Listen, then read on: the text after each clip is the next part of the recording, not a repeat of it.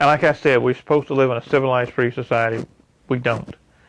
When they can walk in, take you as a child, turn you into a killer, and then use you, abuse you, and when they're done, throw you away. It shouldn't happen. So I sit there and I start taking these puzzle pieces. And this fits, this don't fit. And I'm going like this till picture. And I sit back. The lady walks up to the front. The guy walks up behind me. She looks at him and smiles, says, "We've got one." And that's when it started. That is where they were weeding out who's good at this, who's good at that, who's going to be a soldier, who's going to be a psychic spy. Everybody knows that Hitler was looking for the ultimate soldier, that super soldier, ultimate warrior. Hitler was also heavily into esoteric arts with mind control. And at that time, they started combining the two. Mind control, super soldier, ultimate warrior. They just started putting it all together into one project, and that's where they got me.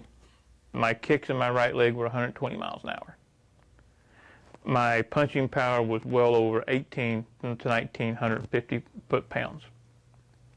That'll bust concrete blocks. And I put 3 rounds through the heart of a very high intelligence official. This guy grabs me by the throat, and I just snapped sideways, threw my hands palm down, just threw them down, and screamed inside my mind.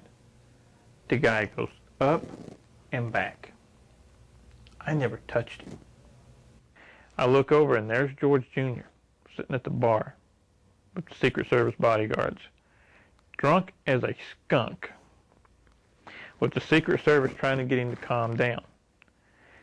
Now, that's when I snapped awake. I don't remember driving there.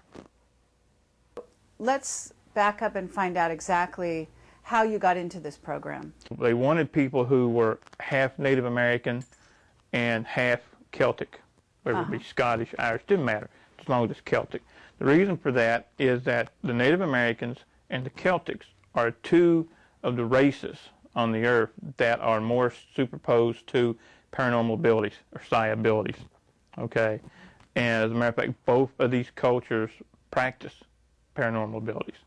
So it's kind of genetic memory. It's in our genetic memory. Okay, and I thought that's basically what it was until about 2 years ago when I found out that my father was a CIA agent. My father's been dead now for almost 15 years. I never had a clue.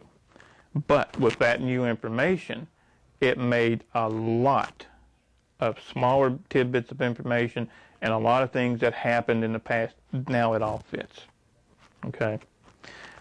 Basically what happened with me is in 1966. I was 6 years old. And both my parents loaded me up in a truck, took me to town. Yeah, it's at the edge. It's dark, it's cold, snowing. I'll never forget today, okay, because it stands out. Why are we going to a hardware store this late in the afternoon? So we go into the store, and at this time my mom and dad are like not fighting, but they're not getting along. And I've been in the store several times with my grandfather. And we go into the back. I've never been to the back. And there's a door there that if you didn't know it was there, you'd walk right by it. Mm-hmm. So we go in, and here's 6, 7 other kids about my age. And they're all sitting at these tables, like these kindergarten tables, sitting down low with the small chairs. And they all have the same thing. They look like puzzle pieces. Well, this lady comes in that did not fit. Okay, she's tall, she's elegant. The fur coat come on, this is Eastern Kentucky, okay? Don't happen, all right? And she played a very prominent role from there on, because she's in several of my memories. And she sets me down to play. She says, she gives me a stack of blocks, okay? And what they are is they're puzzle pieces. And says, make me a picture, and walks off. So I look around for my mom, and she's with a guy there who's in a suit who, again, shouldn't be there, okay? And they have a clipboard, and she's signing some papers. 6 years old, I puzzled, but you don't think much of it. So I sit there, and I start taking these puzzle pieces, and this fits, this don't fit. And I'm going like this till picture, and I sit back. The lady walks up to the front. The guy walks up behind me. She looks at him and smiles, says, we've got one. And that's when it started. I was given something to drink. I remember feeling sleepy, and that's it. So are you saying, did you go home with your parents that night? No, I did not. I see. I was taken directly. This is what I found out later, because once I went to sleep, with whatever was in the drink, the Kool-Aid or soda, whatever they gave me, put me out. My next memory was at 9.5 years old. So you have a blank in your memory right now? Yeah. Now, I have some memories have came back, and I have bits and pieces of memories of what happened during all that. Some very vivid, some I have documentation, some are just memories that are there, okay? And then from there... At 9 years old, why do you remember 9 years old? What happened then? Because I had to take a stint in a hospital. A hospital here, the University of Kentucky. They did some type of procedures that no one's ever really been able to explain to me. Even as an adult, I tried to get the records, and no one will release those records to me. And from there, I had a couple of years as a kid where everything seemed okay, a lot of paranormal activity going on and all that. Then at 14, I'm gone again. Gone to the hospital? No, gone. Memories, gone. Oh. Okay, so looking back, though, you basically feel that you were trained as a soldier during that time? Yes. Could you describe some of the training to us? The easiest way to do that is to back up for 1 second. Sure. Imagine Project Talent, the people in Project Talent, being sent to school. Okay. When we're in elementary school, we're all taught the same thing. Okay. That's where the martial arts training was started. I have vivid memories of 15, 20 of us in a group with adults, and they trained us as adults. There was no kid gloves, okay? 6, 7 years old, 8 years old, you got your butt kicked off. I mean, they beat us tremendously, but we learned, okay? Once and the paranormal training started as well. Everybody, that is where they were weeding out who's good at this, who's good at that, who's going to be a soldier, who's going to be a psychic spy. You have at this time certain, like a black belt in karate or... Even after I continued on, I took classes on my own, started a couple of studios. I hold a 5th degree black now, legitimately a 5th degree black. In the real world, right. so to speak. Right. Now, you also said something in an interview that I read that said something about having remembered when you started teaching karate. This is how you triggered some earlier memories of all this. Right. There was one incident in particular. I had a friend of mine who was an ex-Green Beret, and he wasn't a regular. He would come in and work out with me when he was home on leave or those kind of things. And we're sparring one night, and he's a big, rough, raw-boned guy, okay? He's going to go in a bar and wipe half of it out and never break a sweat. So we're sparring, and I did a technique that when he came up off the floor, he's angry, bumfuzzled, He's like, where did you learn that? And then it hit me. I don't have a clue. Where did I learn that? And he said, that came straight off the farm. I'm only 19 years old. I said, farm? What are you talking about? Cattle farm? Pig farm? I didn't have a clue. And he said, the CIA training facility, the farm.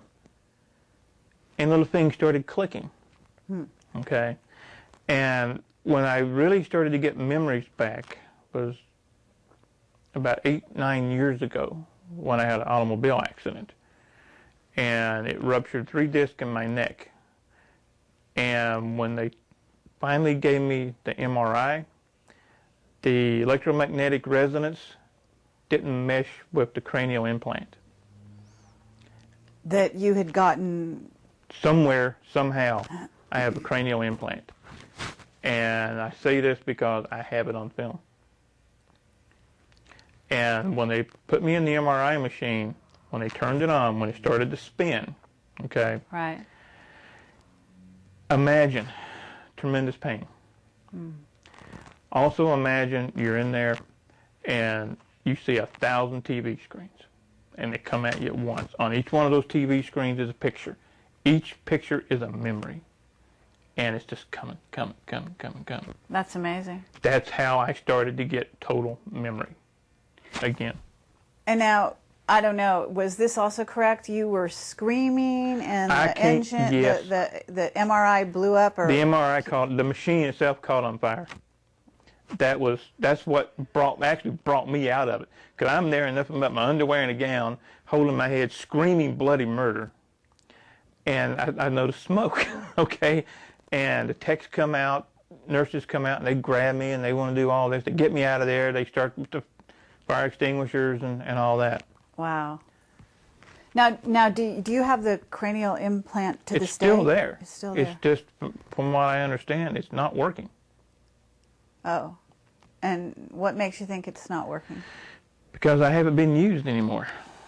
I haven't had the blackout spell and be gone for 3 or 4 days or a week with no memory. Okay. They stopped. This one is dead center in the brain. It looks like a grain of rice, and it's just dead center in the brain. So it's right that there. Small? It's that small. Wow. And I've had it checked through independent sources, and they look at it and like, you got a problem. It's got to be removed. Man, you're going to die. I said, no, it's fine. Don't worry about it. I don't tell them what it is. Okay? I just want their opinion. I want to hear what they have to say. I don't say anything unless I have the proof, or I have someone else who's willing to sign a deposition saying that they were there, they saw it, they know. If I don't have proof, I'll say, this is what I think. Okay. So back when you're a child and you go to the hospital, you said, did you have something going on with your body that they changed at that time? Do you know what happened? I remember going through a procedure, okay, and I remember waking up, and the machine, so this would have been 1969, okay, and I remember the machine was about the size of this table, canvas wrapped, and they were bringing it down on top of me, and it would get hot. And I wasn't supposed to wake up. I was supposed to be drugged completely while I woke up in the middle of it. And I remember being dozens of tubes laying to each side of me where they had been plugged in one at a time. Wow. Now, what happened? I don't know. Now, did you have uncommon strength, or were you, did you notice drastic changes in your outlook towards reality? I mean, at 14, this is probably hard to tell, but, as time went on, do you think that you developed at a different rate than other children? Yeah. Because of maybe some of this? I think so. I've always been stronger, faster, more endurance than anybody around. And that is also the same with all of us that came out of these projects. That's part of the super soldier structure. They want the super soldier to be just that super, beyond normal, faster, stronger, more endurance, pain tolerance, et cetera, on and on and on. That's what they want. So can you tell us what abilities you have? But if at the peak of your performance, if you want to call it that, what do you think you were capable of? Physical ones, yeah. I've kept. The paranormal abilities, I have kept some. The main paranormal abilities come out when the alternate personality comes out. That's one of the things that they did to us. They gave us alternate personalities. So we were trained in the alternate personality. I have witnesses that have saw me bust heavy bags with one punch. You're not supposed to be able to do that. I was measured for punching power, speed, and everything at Burlington, Wisconsin, at a facility up there. It's no longer there. That did all the testing for the pro sports, for the football teams and all that. My punching power, at this time, my weight was 175 pounds. And when are we talking? How many years ago, or what year, if you, generally speaking? Let's see, 1984. Uh-huh. In the spring of 1984. Okay. And the testing came out as unreal. My punching power was heavier, stronger than that of a super heavyweight boxer. My kicking power and speed was even more than that. My kicks in my right leg were 120 miles an hour. My punching power was well over 18 to 1,950 foot-pounds. That'll bust concrete blocks.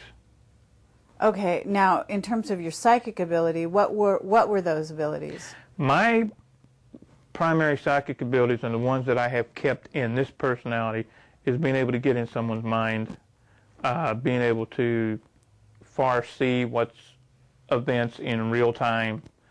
And when I mean get in someone's mind, I don't mean read their mind, read their thoughts, hear their thoughts. It's more of what some people that I work with now we call picting. We see pictures of their thoughts. Like you may be thirsty, thinking about a soda. I'll look at you. I'll see a Pepsi can. Okay? That's what happens. And these type of abilities to a fighter, a soldier, or an assassin, think of the edge that gives that person. So, do you have absolute recall of times when you're in the other personality now? I have witnesses to that, yeah. See, what happened is I'm not supposed to remember anything right now, okay? I imagine.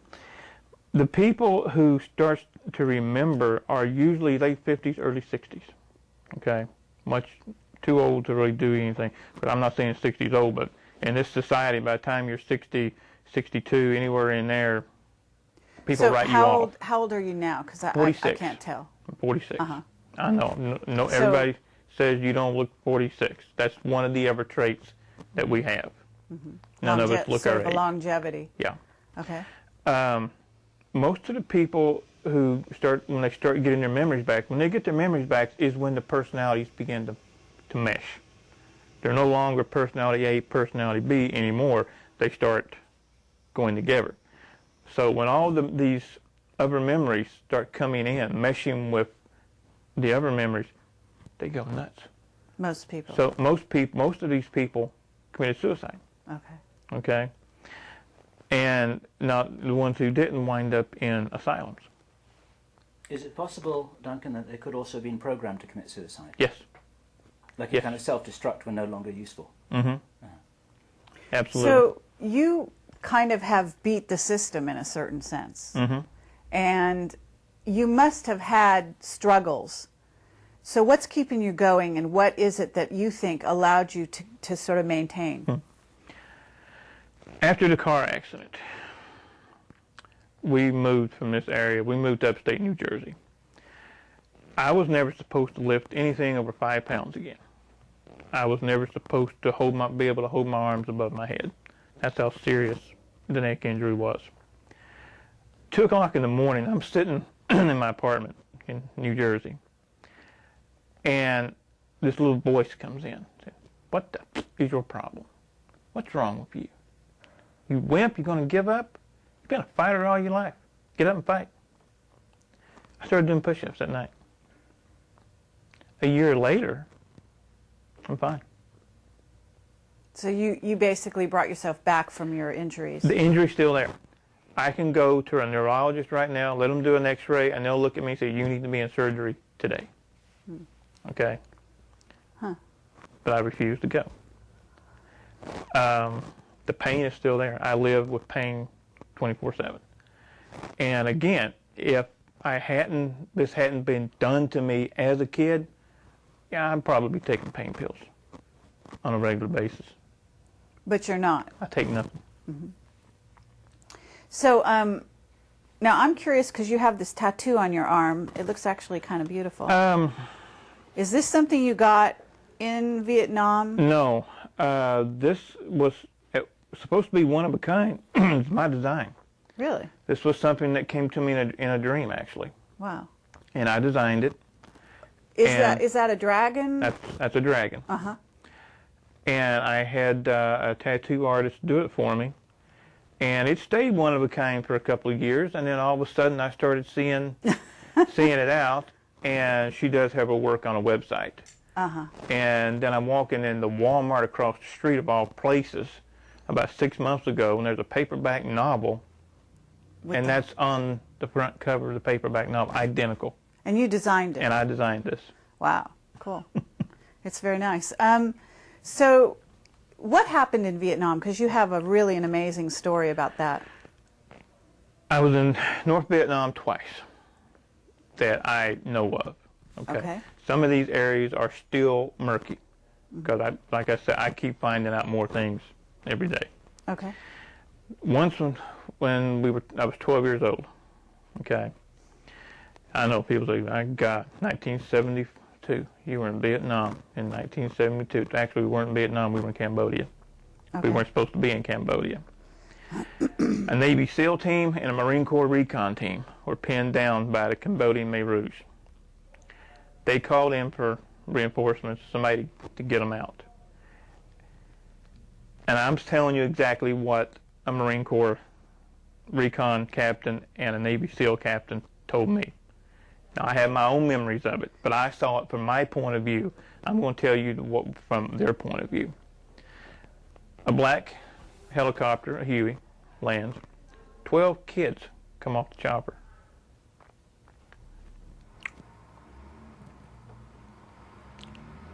Yeah, there still are a couple of things. Take your time. We got all the time in the world, Yeah. and I can understand. Long story short,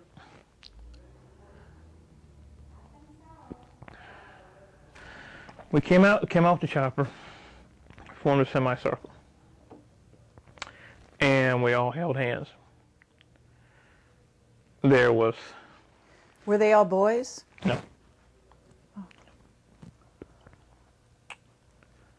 Were they all around the same age? Yeah, I was the oldest.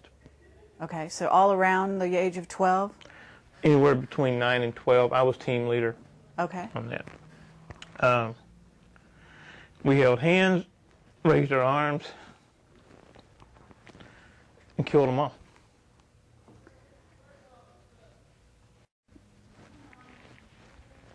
Who did you kill? Every Khmer Rouge soldier within 20 miles. How is it that your powers were able to target the other side and not? I wasn't the trying to think of the phrase. I was like the lead battery, but I wasn't the one who did the targeting. Aimed. So you didn't actually aim your power. You guys were the power. Someone else did the aiming. Was it the kids that did the aiming or someone else completely? One of the other kids. Oh, yeah. Okay. Now, did you know the other kids? Mm-hmm. At the time you knew the kids? I know one right now. Do you? Okay. Now, is this person willing to come forward or not? Not this one, no. Are they even aware that they're one of them? Mm-hmm. Are they? Yeah. Wow. Okay. Well, I mean, we really appreciate that you're sharing this with us because this is obviously a huge thing, and people never like to talk about the sort of negative side of the powers of the mind, but obviously this is one of the applications, and there's no reason to hide it. It's not that. It's funny. I've done a lot of things that were not of my doing, not of my making. Mm-hmm. Some of them bring out an emotional response. Some don't. Some are kind of like, so what? And some I have no control. And I go through this little emotional, and then I'm okay, and then I'm fine with it. Sure. You know, it's like, I can't cry on command. Believe me, I've tried. Okay. But the way it was explained to me, it makes perfect sense. 12 kids. Imagine 12 batteries. You have one battery, you might get nothing. Add 2, you get a jolt. Add 3, you get a burn. Add 12, you get electrocuted. That's basically what we did. The 12 of us joined up through everything, kind of the semicircle, start from the center, because I was in the center, like this, out. And that's what happened. And this is something you guys were obviously trained to do. Right. Do you have a memory at all? Has anything come back of your trainers? Remember the lady in the hardware store? Yeah, she figured very prominently when I was young. The next memory I have of her is in a lab coat. And I'm in this house. It's been described to me as the mansion. And I have my couple of ideas where this place is or was, but I have no proof. Okay. I'm in a hallway, and there's green and white tile. These 12 by 12 tiles is on the floor, and I'm doing something that all of us that come out of this has the same trait. We don't like come down on one knee or anything like that. We squat. Makes no sense in some ways, but in some ways to us it does. When we squat on the balls of our feet with the arms out loose, almost like an animal. Okay? Okay. About 10 feet away, I have a small water bucket. And what I'm doing is raising the bucket, trying to turn it over, sit it down gently. Raising it with your mind or with your hands? Correct, just with my mind. I see. And what I'm doing is I'm raising it, turning it about halfway, and it's just dropping. I'm not getting it, okay? And I look around, this lady's behind me with her clipboard, taking notes. And I tried to get a response. I looked at her trying to be nice. I said, I've almost got it. And she basically just looks down, snarls, and walks off. There was nothing nice about any of this. Wow. So, okay, you said you were in Vietnam twice that you remembered. What was the second time? The second time, all I remember is being shot down. We were taking off in a Black Hawk. No, I'm sorry, not a Black Hawk. That was that's another incident in a Huey, and we got about 10 feet off the ground, and took some anti-aircraft fire, and we went down. And this Navy SEAL captain, who we've talked about, is the one that pulled me out of the chopper. Oh. So this is the guy, the witness that you say is also witness to the Vietnam incident that you told us with the kids. Correct. And he was in charge of where was he at the time? The easiest way to tell you about this guy, his whole family was CIA. Okay. He was one of the most decorated and had one of the best kill records in Vietnam. His abilities as a sniper were unparalleled. And then at the same time, he was also a sailboat captain, because he pulled, I think, 5 or 7 tours in Vietnam. So, but he wasn't messed with the way you were, I'm assuming. He does have some memory gaps, yes, but not to the extent that I have or some of the other. And how did you guys hook up? When I started getting my memories back, I started looking for him. Because you knew who he was? I mean, now you remembered from the age of 12 who he was? Yeah. I remembered his face, and I knew, being what he was, he's going to only be in certain circles. So I started frequenting those circles. And I finally found him, and we sat down at dinner at a casino, and started trading stories, and that's history. Wow. That's great. Is he willing to come forward on record? He is, yes. Would you introduce us? Yes. Thank you. Absolutely. Okay, so can you tell us a little bit more? I mean, I'm going to imagine you were a remote viewer. Am I right? Not one of the best, but yeah. Okay. So you were physically trained, you were mentally very astute. What was your title? Were you, in other words, you said some were psychic spies, some were warriors? Correct. My problem, and I've been told this by some very strong sides, is my problem is that I fight the psychic abilities. I don't just let them flow. I fight them. For whatever reason, I block them myself. Mm-hmm. I went, as I graduated through Project Talent, I said it was a school, moving on. At what age was this, would you say? This would have been mid to late teens. Okay. I was turned into a soldier with psi abilities. Mm-hmm. Like I said, I wasn't one of those that was put into the pitch black room and could tell you what a politician 4,000 miles away was having for breakfast. Okay, I wasn't one of those. Okay. I know some people who were. Sure. But I wasn't. Now, did you know Joseph McMonigal in that? That name does ring a group? bell. Uh-huh. I've been asked that before. I just can't say for sure. Okay. So where were you based, do you think? I mean, you weren't based in Kentucky. No. I have memories of being in several different training facilities. I do know I spent 3 years on St. Thomas, on the island of St. Thomas in the Virgin Islands. Hmm. And that was verified to me about 3 years ago. Okay. I'm going around seeing people, and they're looking at me and saying, I haven't seen you since you were a kid. I guess what I'm trying to get at is, once you were trained, you were sort of ready to go. So where did they use you? Do you have any idea? Were you in war? After Nam, I do have some vivid memories of a couple of assassinations that were carried out.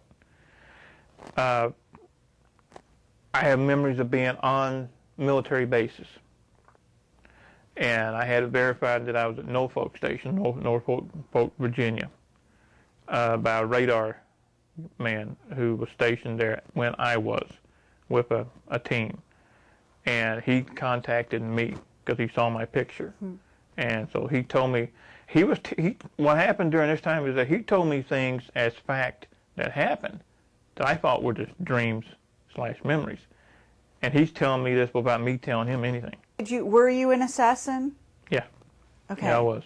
And I don't know, how did you assassinate people, and what kind of people would you be assassinating? Do you have any idea? I mean, were they people in wartime? Were they Americans? Some, yeah. Uh-huh. One that I remember, and I think I remember it so vividly, is because it was the last one. The last time I ever did anything for the government was in D.C. And I put 3 rounds through the heart of a very high intelligence official. Now, do you have conscious memory of this? Or? Of this one, I do, yes. Okay. I never knew the name. I was given a photo, a target, habits, do the job. That's it. And do you remember any operations taking place in other countries? France.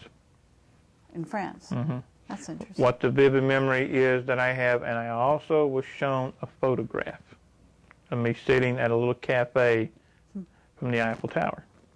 Okay? Mm-hmm. I have no knowledge at that time of being in France. But the guy shows me the picture. It's a 8x10 black and white, and there I am, drinking something out of a cup of steam, and there's the Eiffel Tower in the background. Wow.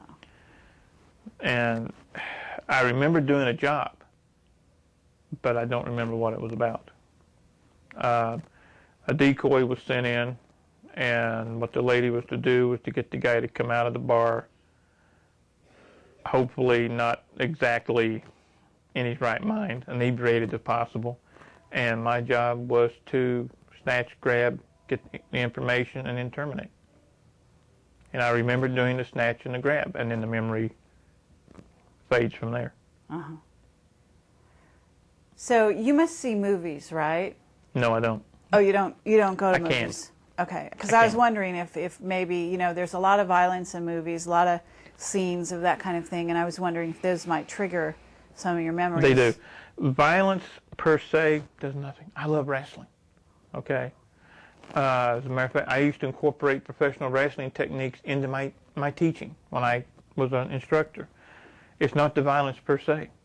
The last movie I tried to watch of that nature was The Bourne Identity. I couldn't get halfway through it. I do a total change. Okay, you see your personality does a change? My personality changes. God help whoever I'm watching a movie with. And I'll just get up and walk away. Sci-fi movies don't bother me. But anything concerning government black operations, CIA, NSA, covert killings, I can't do it. Do you have any remembrance of other planets? I know this sounds a little out there, but I have heard of actually some not. soldiers. Actually not. Uh-huh. There is one thing that a couple of us share, and that is a deep fear and dread of the planet Mars. Bring up the planet Mars to us, and it's just like watching one of those movies. I was just about to do that. So, yeah, Mars specifically.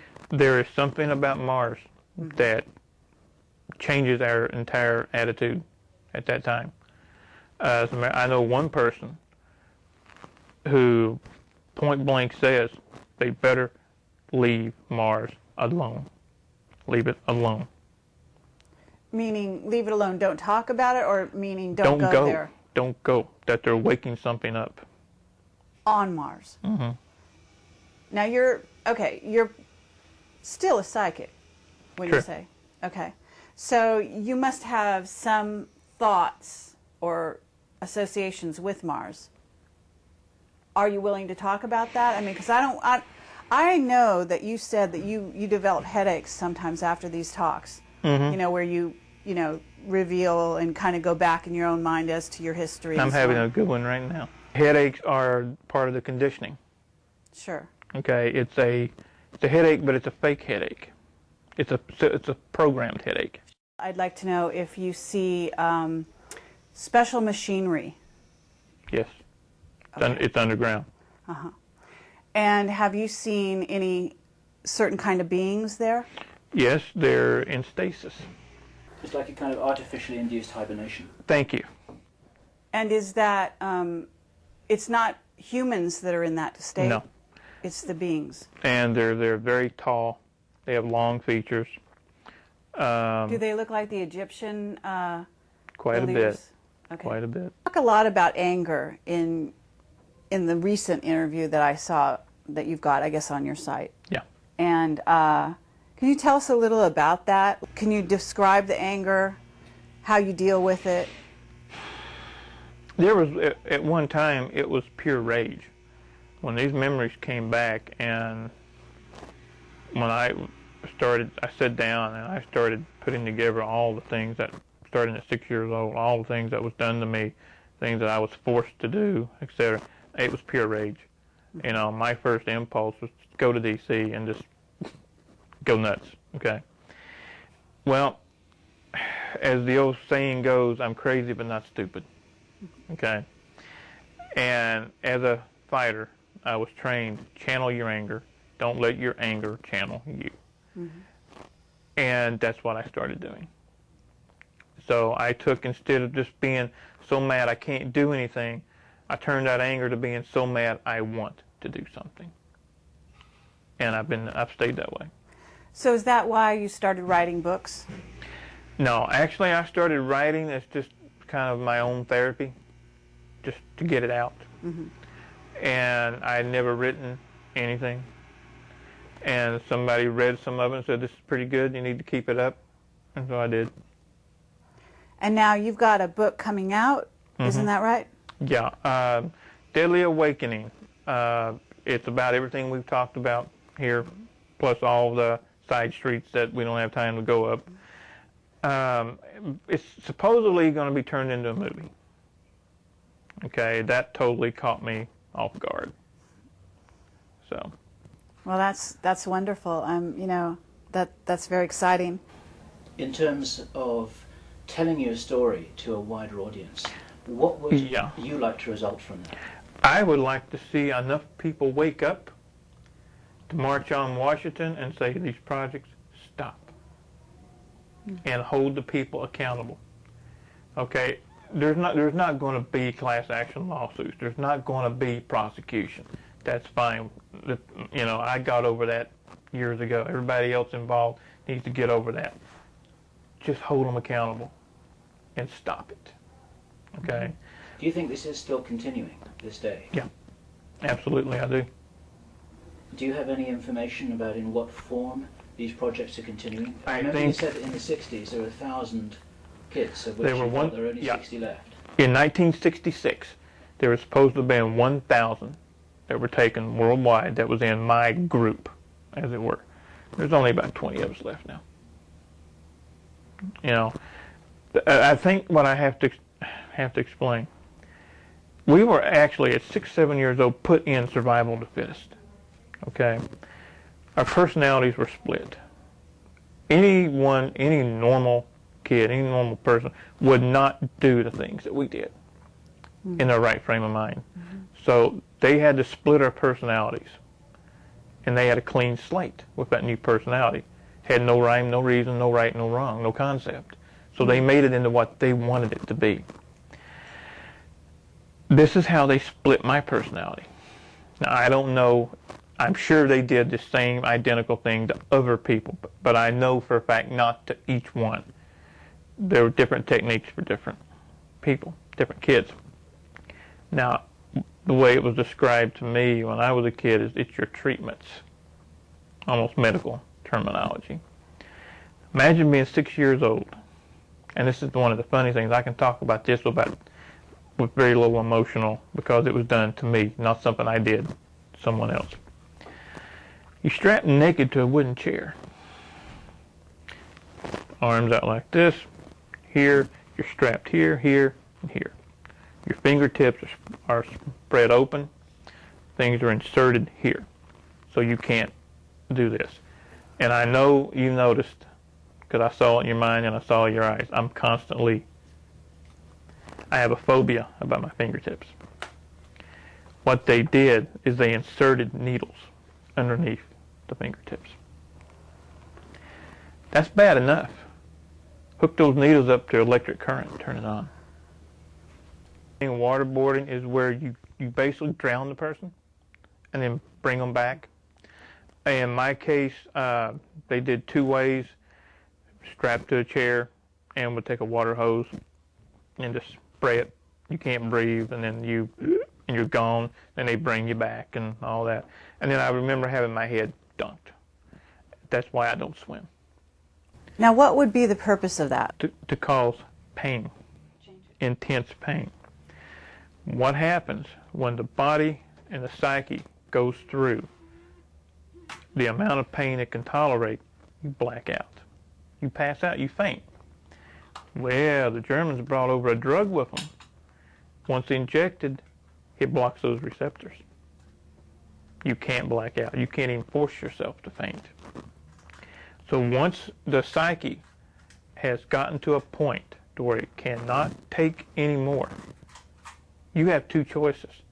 Split off into another personality to save yourself, or die. Okay. Okay, I understand. When the pain becomes too much, the way you're able to survive and stay together mentally is actually to go someplace else. Exactly. And you go so far someplace else that you're actually in another, creating another part of you. Exactly. You create a total separate individual to where they can pull out that alternate personality. Now, 1 second I'm me, next second I'm somebody else. Now I'm back to me. That's how they wanted you.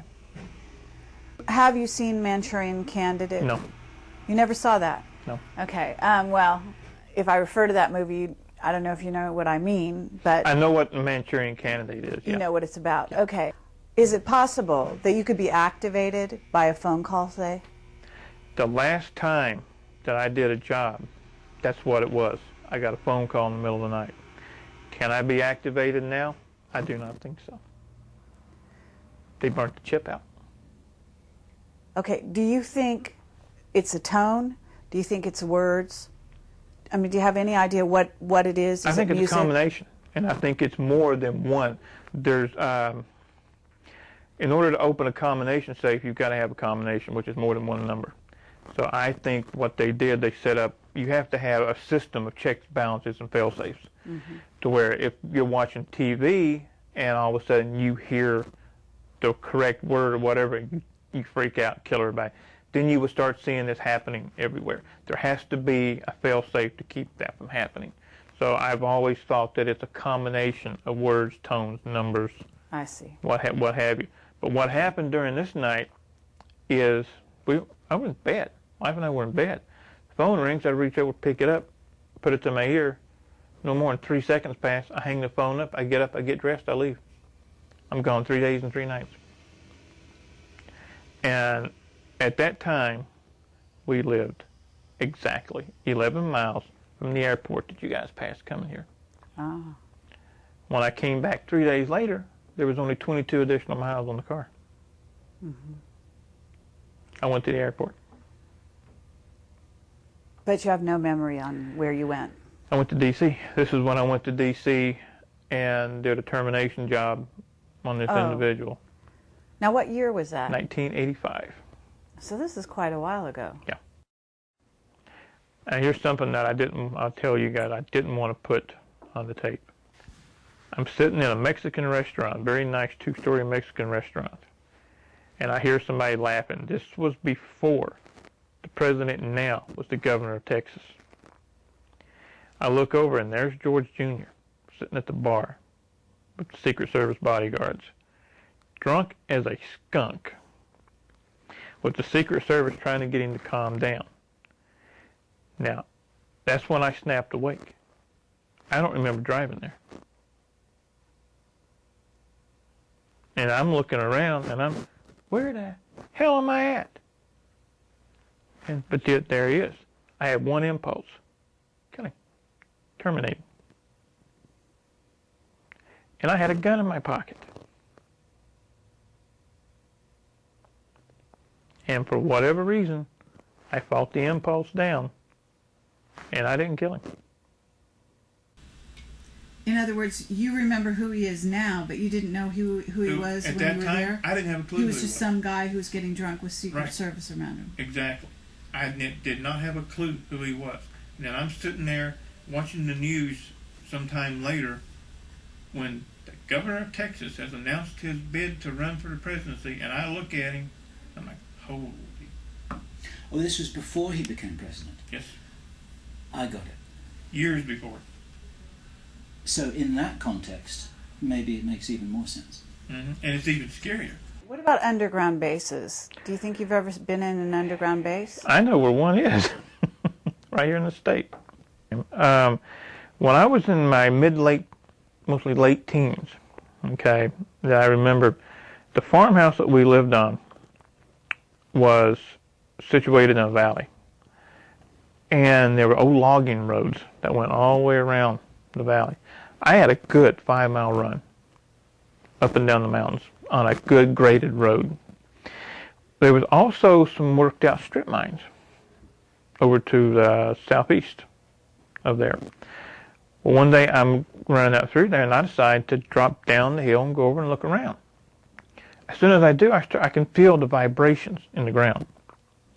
And I drop down and I put my ear to the ground the way my grandfather, taught me how to do.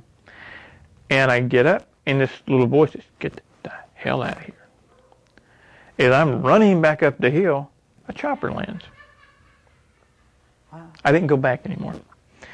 But a couple of days later, 2 things happened at once. Okay, my father had a friend. His name was Paul Preston. Paul Preston was somebody, and still is somebody, that I would terminate with extreme prejudice. I don't care to say that. When I was 14, we were getting ready to work the field. We had a cash farm, and I was working on a tractor.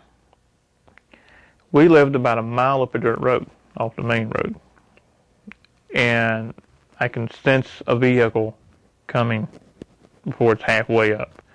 I stop and I look out, okay, and I see this grayish silver van coming up into the driveway. Brand new. Has a UHF antenna on top. I've never seen anything like this. Again, this is Kentucky in the mid-70s.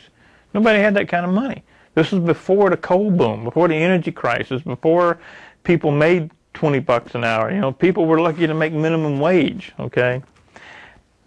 And this guy gets out of this van, and I noticed it has Texas tags. I had heard my dad talk about this guy. They were childhood friends. And then this was confirmed to me later on that they were in the CIA together, that Paul Preston was actually station chief in more than one area. But he gets out of the van, calls me by name. I never met the guy before to my knowledge. And in that instant, I had two thoughts. One was run, because this guy's bad news, this guy's dangerous, run. The other was take him out, kill him before he kills you. Okay? I'm only 14 years old. Wow. Yeah, my hair was longer then than it is now. And my dad comes down from the house. And they do the handshake, slap on the back, huggy, all this kind of stuff. Well, Mr. Preston looks at my dad, gets real serious, says, we got to go talk. No, my dad changes. His demeanor changes. So they go away for about 20 minutes. And all this time, you know, I got the tool chest. I'm getting the tractor going, you know, spring plow, you know, all that kind of stuff. 20, 30 minutes later, Paul Preston comes back down from the house. He ain't talking to me then. He's in a real bad mood. Gets in the van, leaves. I barely saw my dad the rest of that day, because this is early morning because it's still cool. You know, didn't want to be around him the rest of the day. Okay, he was one ticked off Irishman. Well, that night, okay, my mom had a habit of sitting on the front porch at night. And I slept upstairs. She came in that night about 10, 11 o'clock, screaming for my dad that there's something over top of the house. And by the time he went out, it was gone. And I could hear the whole conversation. She said it was bigger than the house, was round, had lights all the way around it. I didn't know anything about UFOs. I knew nothing about that. I knew farming. I knew martial arts. You know, I knew how to fight. I knew how to hunt, how to track, etc., etc. I knew nothing about anything like that. So the next night, this happens again. The third day, something happens to me. Okay. All the time I work and I train. I work and I train. So I'm going 12 hours a day every day. I worked out even harder than I had ever done before. And I think the reason being is to go to bed early, because that's exactly what I did. I went to bed early. That night, I go to bed. I'm laying there. Don't know how long. But I feel like I'm on fire when I snapped awake. I can't move. All I can do is open my eyes. The whole upstairs is full of light. And I can see a bipedal figure standing by the bed. I can see a head, I can see the arms, I can see the legs. That's it. And I know it's talking to me. It's telling me something. And the next thing I know, my dad is shaking my shoulder, because my brothers saw the light and they thought the upstairs was on fire. That's all I remember. I don't remember anything again until I'm almost 18. Meaning no memories between the age of 14 and the age of 18? Right. I didn't get my driver's license until I was almost 18. I should have had them at 16. I didn't get them until I was almost 18, because I wasn't around to get them. Do you remember what the being looked like, other than 2 arms, 2 legs? That's all I could see. A torso, 2 arms, 2 legs, and a head. Not an oval-shaped head, but a head-shaped head. A normal shaped head. I'd estimate maybe 6 feet tall. And it was white as well, but a paler shade of white than the rest of the white in the room. I think all of these go together. The visit from Paul Preston, the craft over the house, and then my leaving again. All go together. And your father's anger, perhaps? Yeah. Okay. I think he may have thought, for whatever reason, that I was clear of it. And then Paul Preston comes back and says, no. I don't think he had a choice in the matter. The only anger I have with them is not coming out and telling me something. Okay? Especially after I'm an adult, and I start getting memories back, and I start saying, okay, what gives here? I know this isn't what happened. I know this wasn't right. What gives? I think I deserve more of an answer than can't tell you and leave. The first thing I did is when I started getting memories back is I started looking up old friends. And I would ask them, during this year, 73, 74, 75, where were we? What were we doing? I have memories of doing things. And every one of them, to a T, said, we were doing this. We were out doing this. Well, I remember that. They go, how could you? You weren't here. And one guy even went so far as to say, we went up to the farm to pick you up one day to see if you wanted to go away. We hadn't heard from you. Your dad ran us off. So what I had of those years were false memories. The memories I had of camping, going to the Dairy Queen, that kind of thing, were implanted. So you also said in your writing that you have one of your arms is wired or something, is the right what you call it? Yeah. The implant is right here. I know it's right there for 2 specific reasons. One, I had a guy put a meter over it, and they found it that way. And 2, it itches. And what it is, I call it an enhancer. It increases physical strength and speed. There's like wires that run from it that go down the arm out into the fingers, and it's only in this shoulder and this arm. It's not body wide. I wish it was, but it's not. This is the hand and the arm that I've busted many heavy bags with. As a matter of fact, there was an incident to where I grabbed a guy who was a good 40 pounds heavier than me and just straight up off his feet. And then when I realized what I had done, it just dropped. It's like it's tied. I don't know the science of how it's tied in. I really don't. But I know that it's tied in with the fight or flight scenario. When there's danger, it kicks in.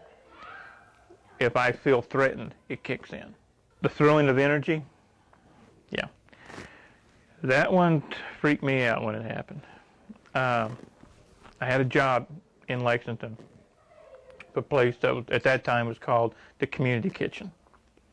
Now, there was no kitchen. What it was a facility for homeless, indigent, that kind of thing. We had doctor's offices, we had social service offices, showers, clothing, all that.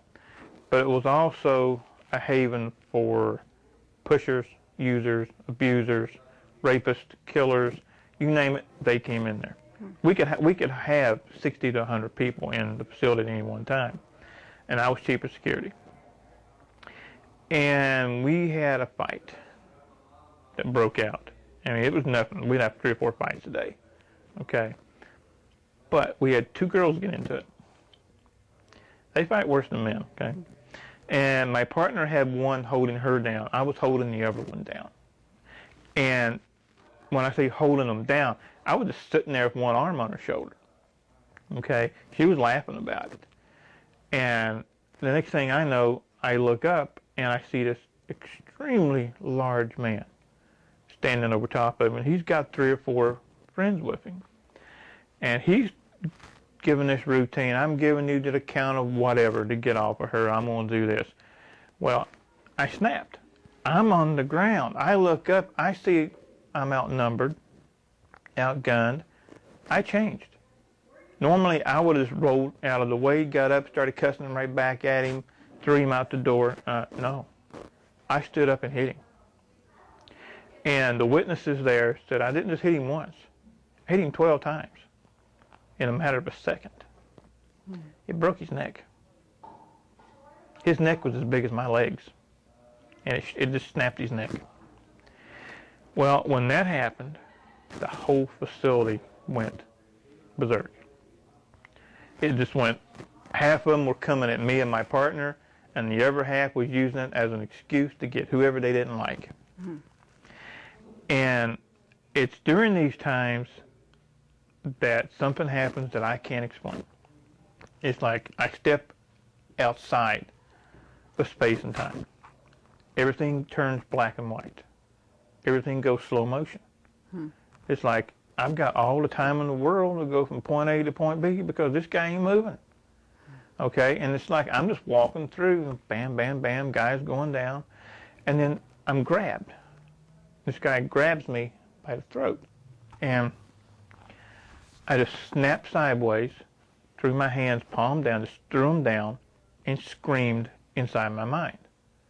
The guy goes up and back. I never touched him. And when that happened, that ended the entire fight. Because I'm standing there, and I'm looking around, and I'm suddenly aware that everybody's staring at me. And somewhere during this time, the cops have been called. So here come the cops, here come the ambulances, the paramedics. And I talked to one of the cops, give the report. Half of them are taken to the hospital, the other half are barred out, some are taken to jail. And I went to the nearest bar I could find. And I sat there because I didn't know what to do. I knew I knew something had happened. I knew it was real because people were saying, were coming up to me, what did you do? How did you do that? And I'm like, I don't have an answer for you. I don't know. What year was this that this happened?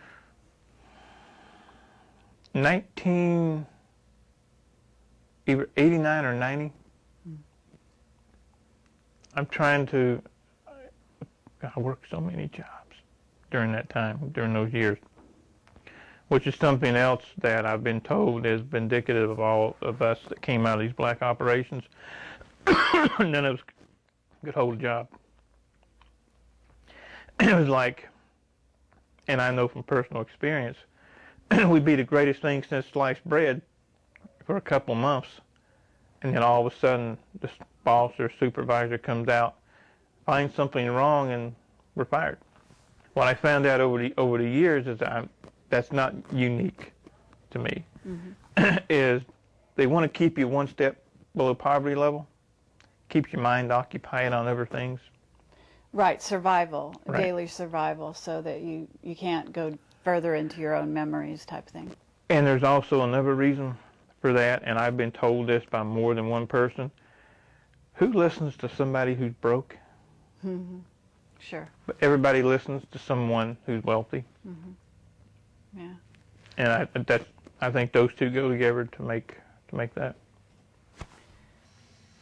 There was an incident which you also reported that you described as a kind of personal teleportation incident, or you went through a wall and you had a witness. Yes, absolutely. What do you recall about that?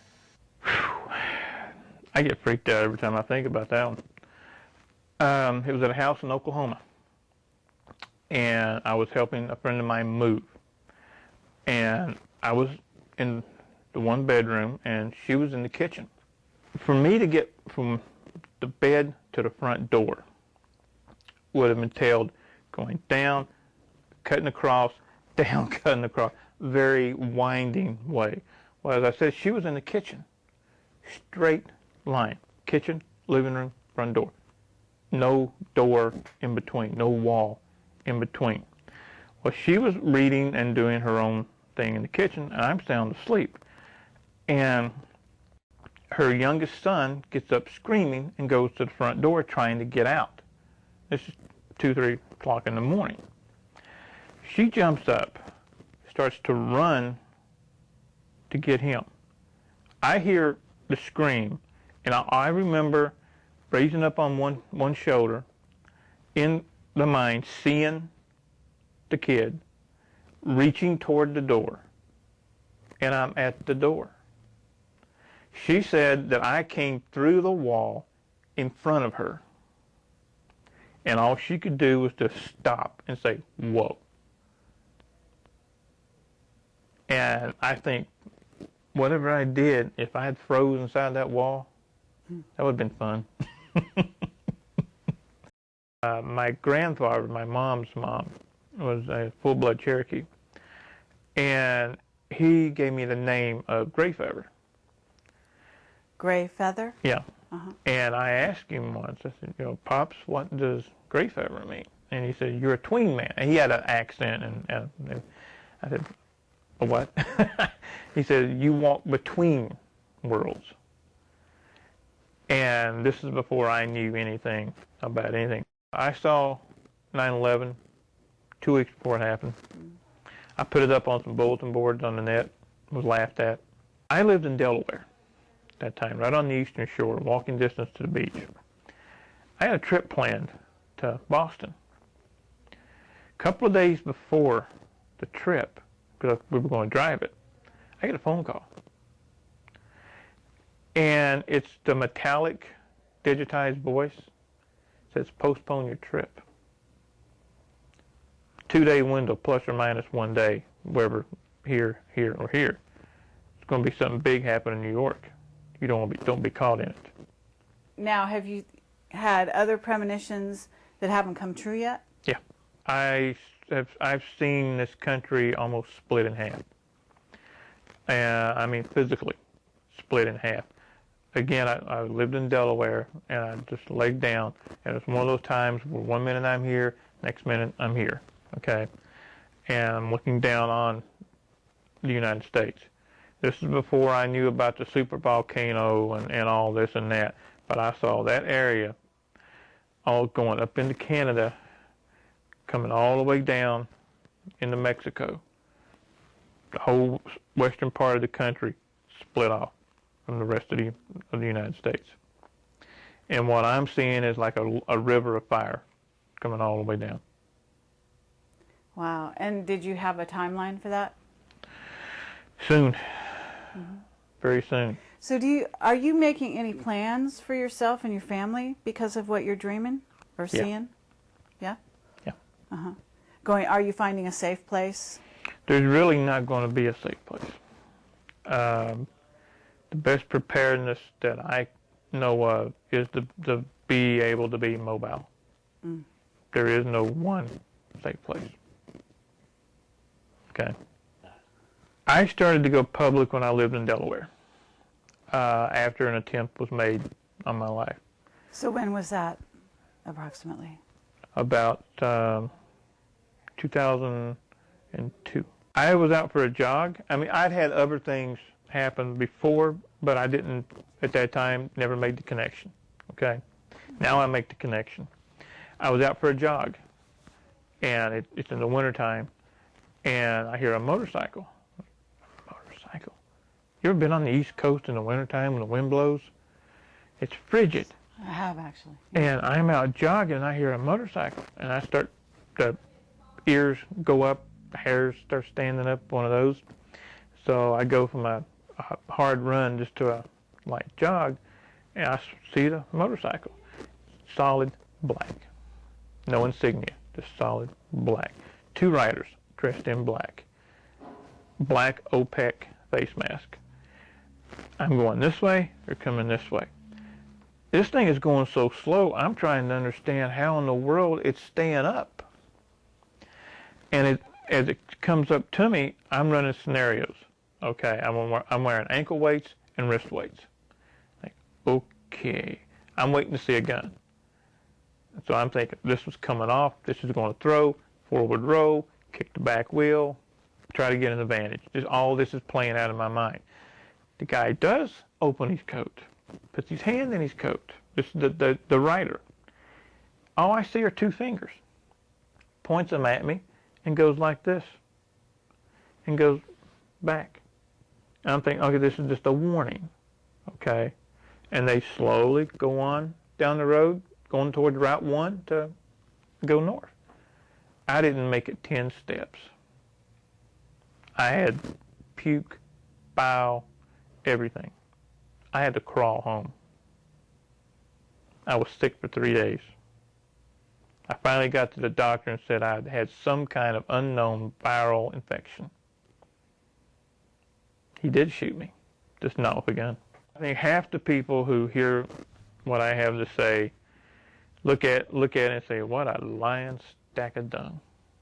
This is so much BS. There is no way any of this could happen, etc., etc., etc. Well, I'll give a response that I gave a guy on a radio show one night. I wish that were true. I'd love to be able to take a pill every day and have a nice life. But I can't, because it did happen. And I don't have the whole story myself. And I may never get it. What happened to me, you know, I know, I told about how they split the personality. That's just the tip of the iceberg, okay? I remember the beatings, to being thrown naked into a refrigerator room because I couldn't get something right. You know, this went on, and not just to me, but to all of us that were in this particular group. And this stuff shouldn't happen. You know, we consider ourselves a civilized, free society. There's nothing civilized about this. There's nothing free about this. There is strength in numbers. I would like to see, I mean, come on. You can have a 1,000,000-man march on Washington put together by somebody that the government laughed at. Why couldn't we do the same thing? This stuff has got to stop. You know, people, and like I said, we're supposed to live in a civilized, free society. We don't. When they can walk in, take you as a child, turn you into a killer, and then use you, abuse you, and when you're done, throw you away. It shouldn't happen. And you asked earlier, what is the one thing that I would like to see come of this and any subsequent movies, videos, whatever? I want to sit in a chair just like this in Washington, D.C., in front of the full Senate and demand answers. I'd do it in a heartbeat. I ain't shy.